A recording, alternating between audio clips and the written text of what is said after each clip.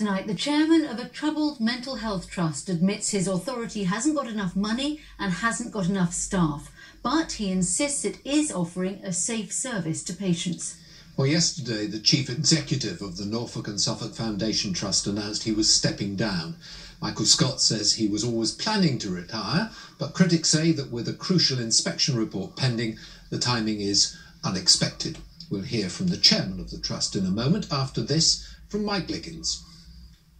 He was on a salary of £175,000 a year, and at the age of 59, Michael Scott has now retired.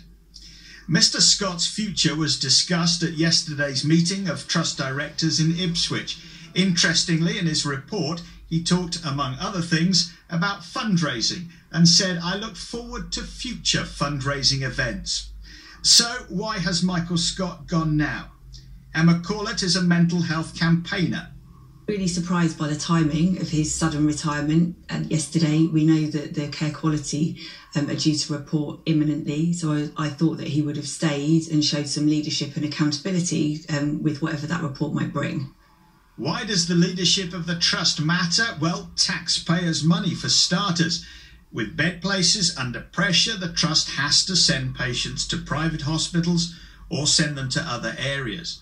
That cost the trust £574,000 in August alone. With Michael Scott in charge, agency staff has cost the trust £7.2 million in just the last 6 months.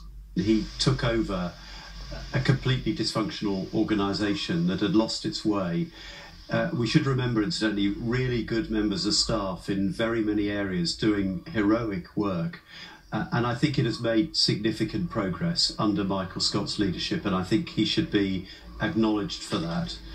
The leadership of the trust also matters to the people who use it, of course. This time last year, the trust came out of special measures, but a CQC report said it still required improvement. From what I hear from staff, from people, from service users, from constituents, the trust still has a long way to go. I don't think, and many other people don't think, it should have come out of special measures when it did. It was a political decision. The interim chief executive of the trust is Julie Cave. She's been director of finance. The CQC report is due to be published any time and will be crucial to the future of the Mental Health Trust. Mike Liggins, BBC Look East. So lots of questions for Gary Page, the chairman of the trust, late this afternoon. He came into the studio. So did Mr. Scott jump or was he pushed? Michael said to me back in the spring that he intended to retire after the summer. He's approaching 60. He's spent 25 years in the NHS as a chief executive, 40 years of public service, and he felt that it was the right time for him to go. So when it was introduced as a subject this week, did you introduce it or did he? No, when he came back from his vacation, he'd decided that now was the time for him to go. So it didn't come as a surprise to me. I was expecting that conversation. But right at the beginning, he took you from requires improvement into inadequate. Well, to be fair to Michael, he'd been chief exec for a very short period of time.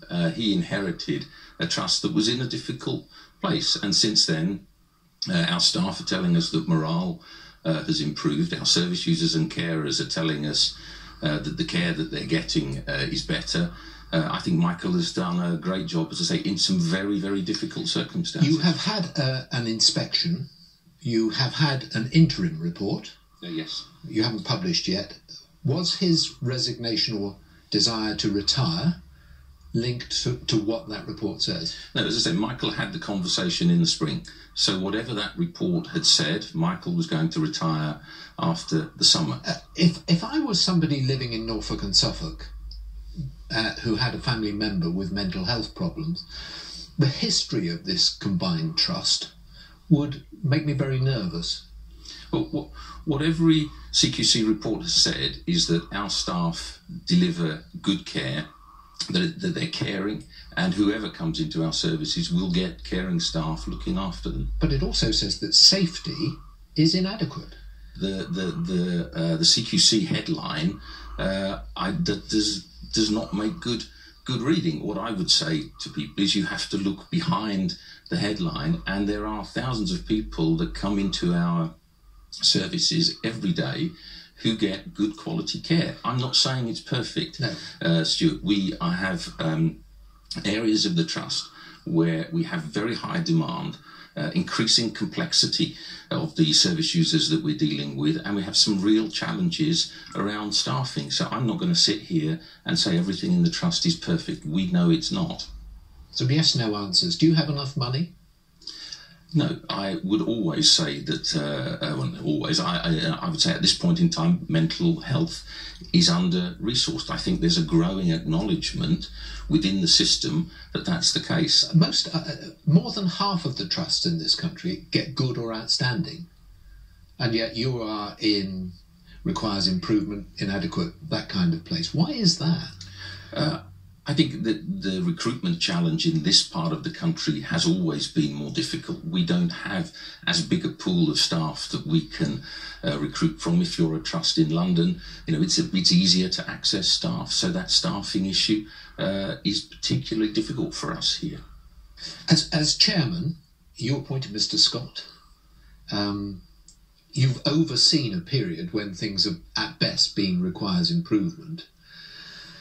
How does that make you react? Well, clearly, I want to do the best thing for the organisation, and personally, I and other board members and the board collectively want to support our brilliant staff in delivering the best possible care within the constraints. Are you the right people on the board to do this? As I say, our job is to improve services. That's what we're working but are you the right people to do it, is what I'm saying. I think this board is capable of delivering the improvement that I've just talked about. Mr. Page, thank you. Thank you very much.